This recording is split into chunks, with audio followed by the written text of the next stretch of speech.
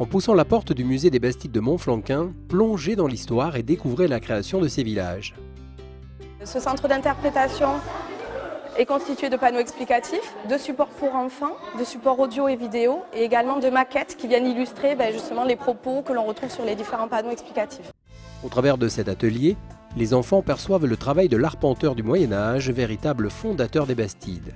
À l'aide d'une corde à 13 nœuds, les écoliers mesurent les rues de la Bastide. Donc là, on est sur un atelier qui s'appelle Arpentons la Bastide de Montflanquin. Donc au musée, on vient d'évoquer l'urbanisme de la Bastide, en évoquant notamment les différentes rues, donc les rues Charretières, les rues Traversières et les Carréraux, qu'on retrouve ici dans la Bastide de Montflanquin. Donc une fois à l'extérieur, les enfants sont répartis en groupes.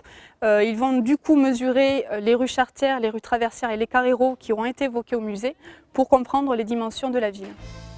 L'implantation de cet espace s'appuie sur la possibilité qu'ont les visiteurs, au sortir du musée, de se promener dans la Bastide de Montflanquin et de répondre à cette question « Qu'est-ce qu'une Bastide ?»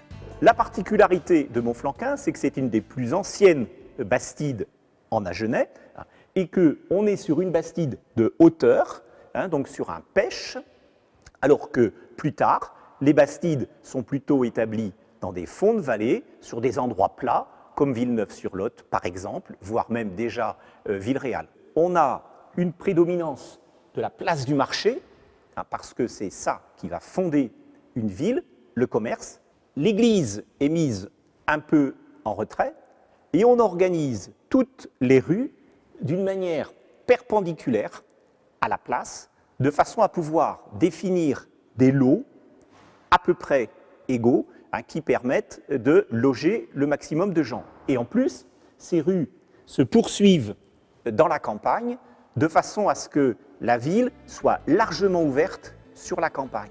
Ce n'est que plus tard, avec le début ou les prémices de la guerre de Cent Ans, que ces villes vont être murées, mais la Bastide, au départ, est une ville largement ouverte sur son environnement.